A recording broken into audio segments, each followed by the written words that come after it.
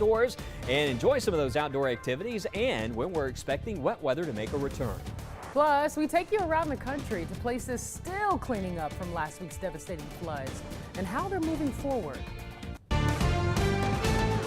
Live on your side, First Alert Weather Extra starts right now. And we are so glad you are with us here for Weather Extra. Tania joining us again, and 63 degrees right now, Tania. No complaints here. No complaints. Yeah. You know what's crazy though, Wes? It felt a little chilly out there to me. I don't know if I'm the only one, but hey, it's better than 30 degrees, so I guess I shouldn't be complaining. Well, it was chilly over the weekend now. Yeah. Those clouds, you know, when the clouds were around, it really held those temperatures down. But we're going to have lots more sunshine in the mix here over the next couple of days.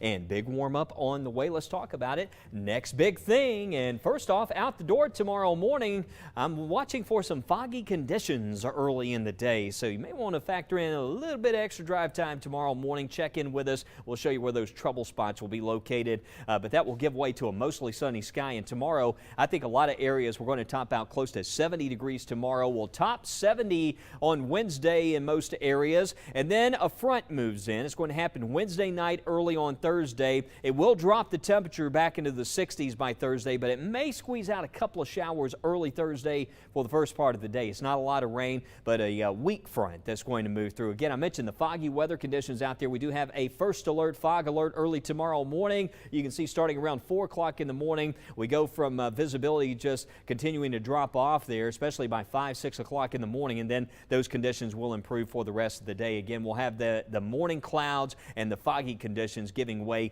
to a mostly sunny sky. And when you look at the temperatures here, still a chill in the air, certainly some low 40s out there. It's sweater weather early in the day. You'll need that jacket out at the bus stop. You can see those afternoon temperatures warming close to 70 degrees by 2 to 4 o'clock. Wind out of the west tomorrow at 5 to 10 miles per hour, but a mostly sunny sky. So certainly add the shades to the out the door checklist for tomorrow, because we will have plenty of sunshine out there, really helping with those comfort levels later in the day. Let's talk about the temperatures. Again, I mentioned that chill during the morning, so we can dial the heat back some this week, certainly, but during the morning hours, still a chill early in the day. You may need to adjust the thermostat there early Tuesday and Wednesday, but with those afternoon highs in the 70s. And again, the good thing right now, the pollen's not out of control, so we have some days there where we can open the windows, let some of that fresh air in, and also enjoy some of those 70s. But notice how we go a little bit cooler here. Now, Thursday, 62 degrees for an afternoon high, coming from 74 to 62.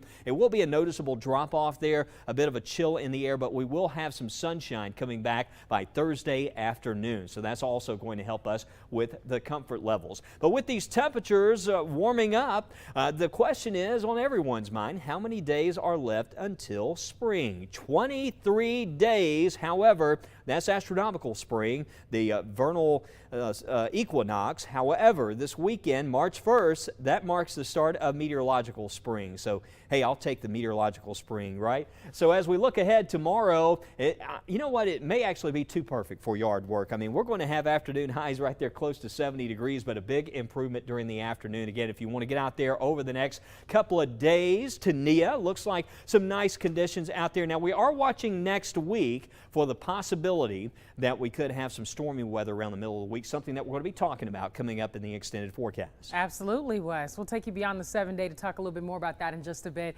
But what about the conditions that we're dealing with right now? Not too bad, right? 24 days until spring, like Wes was mentioning. We're still feeling and looking pretty good. And here's a quick look at that car wash forecast. We'll see temperatures for your Wednesday afternoon, 65 for the lunchtime hour, but warming up really into the 70s. A beautiful day to get outdoors, wash those vehicles. They'll stay fairly clean throughout the rest of the week, with only a few showers around for your Thursday, so not bad at all. Great week to make those outdoor plans for the afternoon. We will talk more about the returning rain and possible storm chances next week in just a little bit, but how about this? Some good news across West Alabama today as Moundville prepares to open their first ever reinforced steel tornado shelter. This is great. They're also expected to get 2 more tornado shelters on top of this one, which will bring the total number of shelters to 3.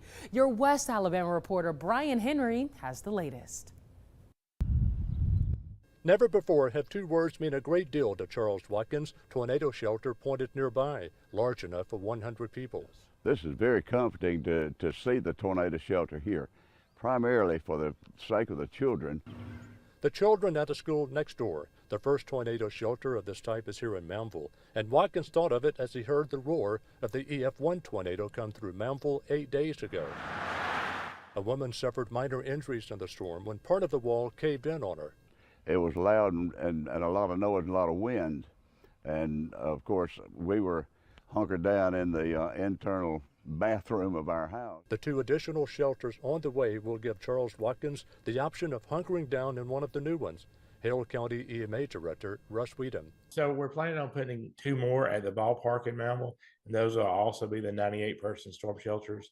I met with state EMA in Moundville 2 weeks ago, and we went over the plan of where we're going to put them and whatnot. So that is definitely coming up. Hale County has seen around 8 tornadoes since January of 2021, 3 already in 2025.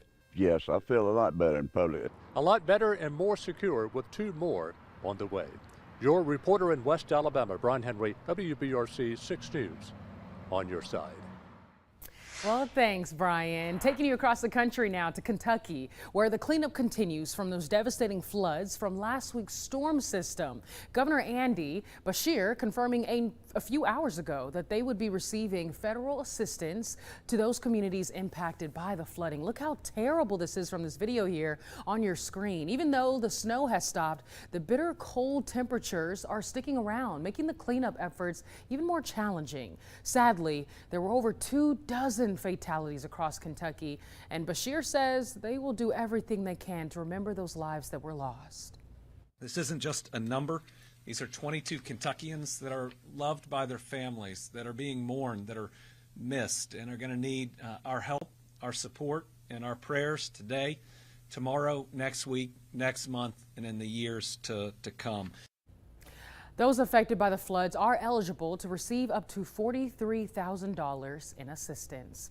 A similar situation happening across Spokane, Washington after flooding left to multiple road closures over the weekend.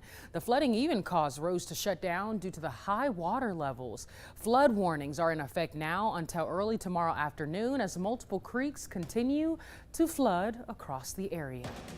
Wes? All right, in 30 seconds, we continue to talk about the beautiful conditions expected for your week and head down to the beach where they're preparing for an important safety week as we gear up for the spring severe weather season.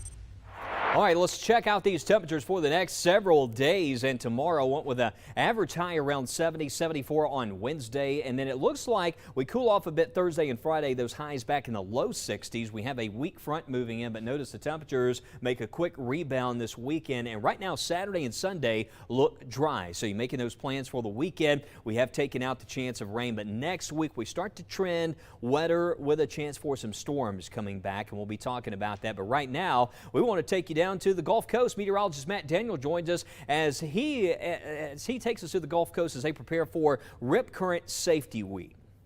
Hey, take a look at Gulf Shores earlier this afternoon. Clouds thinning out, seeing some sunshine, beautiful view there. And if you're like me, get a little spring fever, want to go to the beach, just remember we're pretty close. Spring's going to be happening soon, and because of that, the National Weather Service down the Gulf Coast is calling this week Rip Current Awareness Week, just to give you some knowledge and safety tips as we get ready for those warm seasons where a lot of people are planning on going to the Gulf Coast. One reason why they are stressing rip current threats along the Florida Panhandle and the Alabama Gulf Coast is because the majority of deaths that happen along that Gulf Coast is from rip currents. Yeah, you combine tornadoes, lightning, tropical systems, and flooding combined doesn't even match the amount of people who die from those rip current threats. So that is a significant problem down there, and that's why we're just here to educate you a little bit more about how rip currents work. So what is a rip current? Well, say you're out on the beach, you're out in the waters, and you're swimming, and all of a sudden you get this strong current of water moving away from the shore. So what it does is, as you're trying to get closer to the coast, it's sweeping you out into the open waters. And of course, in those situations, a lot of you start to panic.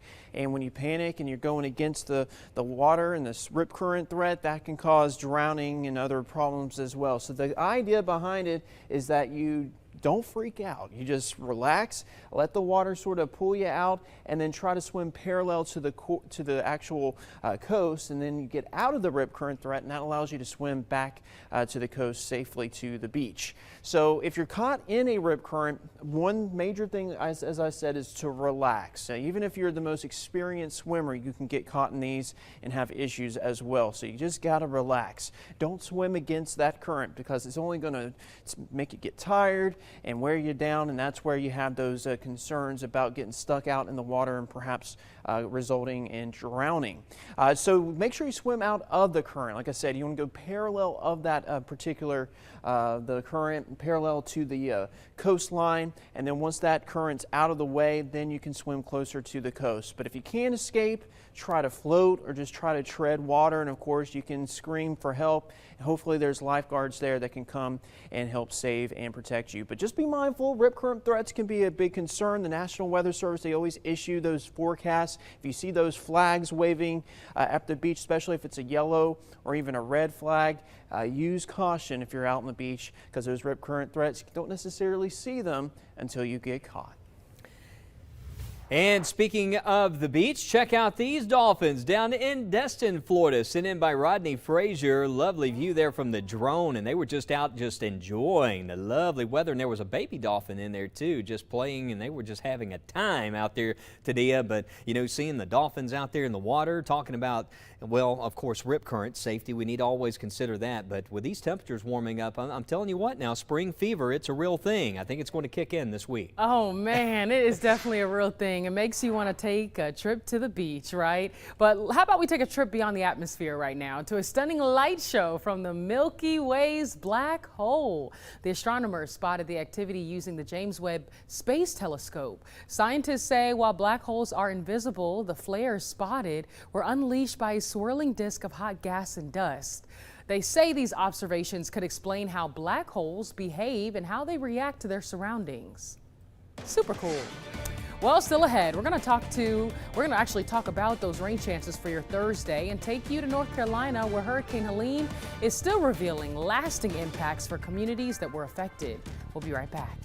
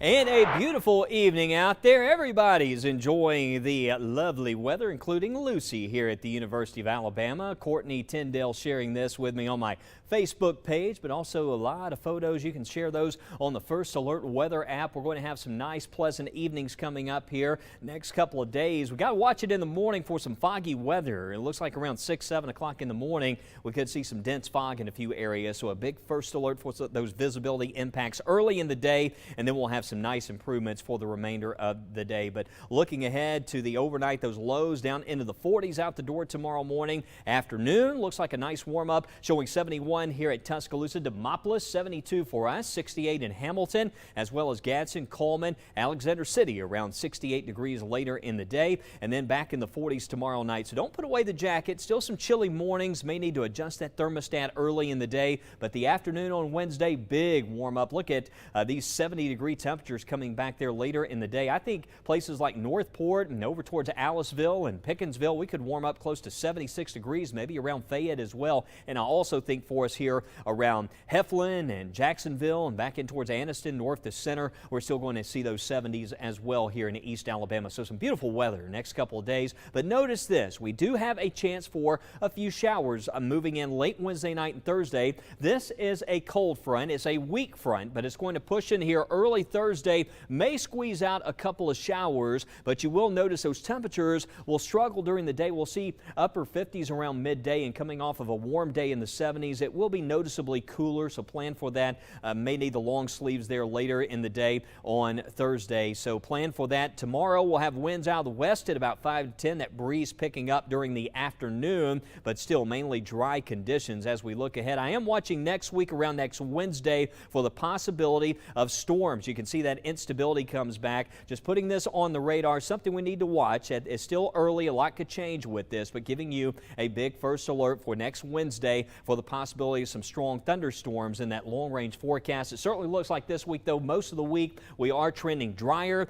Temperatures around 62 there for Thursday for a high, and then again watching next week starting Monday, those rain chances come back. Now the weekend looks dry, so making plans Saturday and into Sunday. Right now we have temperatures there you can see around 69, 67 on Sunday, but again as we warm up next week, Tania, March, that marks the beginning of the spring severe weather season, so it's to be expected. We need to watch those systems over the next few weeks, and hopefully it's just mainly a lot of rain. Yeah, hopefully, Wes, because, hey, I'm so excited about these 70-degree temperatures and possibly above average conditions. So let's go beyond the 7-day. Look at our temperature outlook, March 4th through the 10th. Much of the U.S. is actually going to be slightly warmer than where they typically are this time of the year. Maybe seeing some more below average temperatures far Pacific Northwest. We're talking about Oregon, Washington, Idaho, all the way down to Nevada and California. But much of the states dealing with above average temperatures, and that includes us right here across the state of Alabama. As we look at precipitation, this is what Wes was basically talking about. We're seeing some rain chances as we bring in the first few days of March. Again, this is March 4th through the 10th. We're still taking you beyond the 7-day, and our outlook is showing that much of the U.S. could possibly seeing more rain than they would typically see this time of the year. And that includes us right here across central Alabama. So if you're making some plans for the first days of March, make sure you're checking in for forecast updates. I know the weather might be warmer, but you don't want to have outdoor plans if it's raining, right? So again, keep checking in for forecast updates as we continue to take you beyond the 7-day right here on Weather Extra. But Keely Arthur is going to join us now as she checks in with those still dealing with the aftermath of Hurricane Helene. And as they face the harsh reality that only 3% of residents had flood coverage. It's been about 5 months since Hurricane Helene devastated western North Carolina, but in a lot of ways, it looks exactly like the days after the storm. This shed right here belonged to a farm about a football field away. It was pulled into the Cane River and remains where it landed. Are you sure you want to walk through this? Sharon Herring lives a stone's throw from the shed. Her home is gone too. Where were you when this happened? Sitting up there, sitting on the hill. She watched the waters rise from the door to the roof. Where are you living now? Right there. Herring used the $55,000 she received from FEMA to pay for this wilderness-grade trailer. She plans to live in it permanently, partly because of the cost of insurance. See that white band on that pole? That's the baseline elevation for flood. You have to be above that line. I'm 77 years old. I'd have to have an elevator. I've always been afraid of a fire. I never thought of being washed away in a flood. Insurance Commissioner Mike Causey is urging more North Carolinians to buy flood insurance no matter where they live.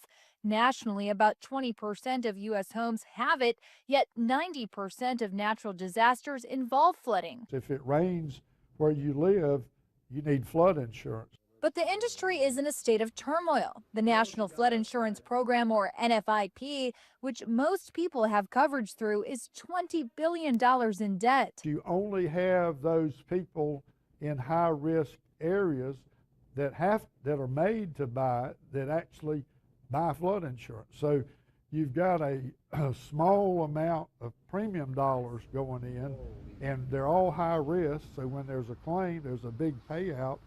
So it's no wonder that the federal flood insurance program is in trouble. It can be very expensive. Don McClintock, an account executive with Insurance Pros, says NFIP isn't your only option. My experience has been that the private programs, if you can get them, are going to be a little less expensive than NFIP. Herring was told coverage would cost about $5,000 a year.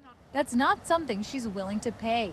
She's staying on the land, just doing it in her own way. I love this community too much. There is no way I'm leaving here unless I go with the river the next time. Well, don't go anywhere. We have a final check on your weather and a look at some of your awesome weather photos that you submitted on the app right here after the break.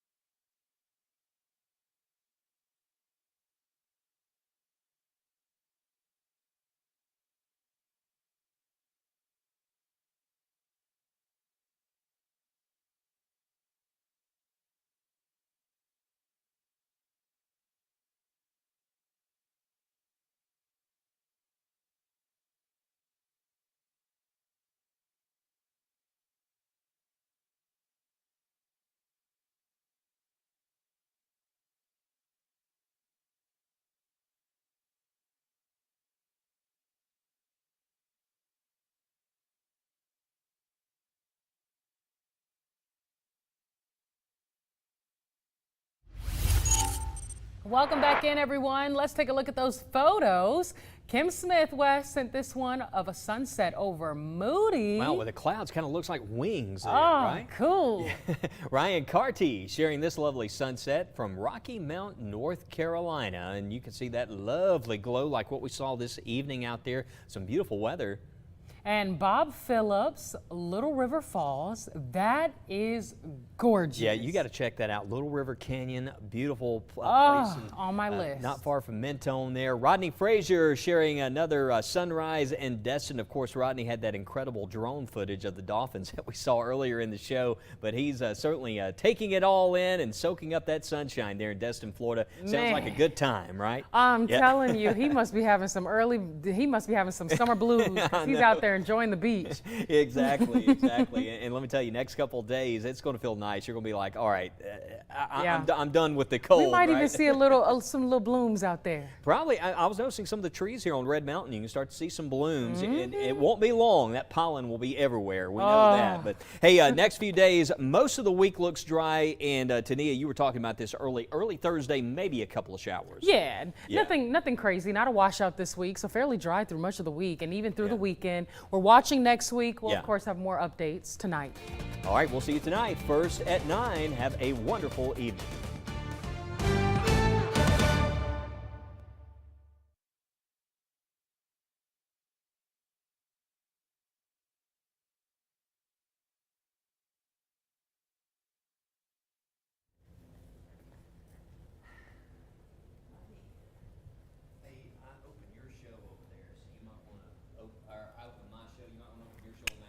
Okay, I got you. All right, let's do this. Let's do this. All right, I'm ready. In 3, 2. Hey there, everyone. First Alert meteorologist Tania Michelle here. Here's a look at the 10-day forecast. We are tracking some warmer temperatures for your afternoons this week. Still going to see some mild to chilly mornings. 40s, maybe 50s early Thursday with a few showers around, but nothing crazy, not a washout. Mainly dry, and then we're looking dry as we head into the weekend. Slightly cooler Friday with temperatures down into the 30s and a few low 40s. But the good news is we're staying above freezing throughout the entire week this week. Not tracking any hard freezes, which is great. Early Saturday, low 40s with highs in the mid to upper 60s, nearing 70 both Saturday and Sunday, and a little more unsettled into next week. So this is a full look at that 10-day forecast. If you're looking for more forecast updates, don't hesitate to download the WBRC First Alert weather app.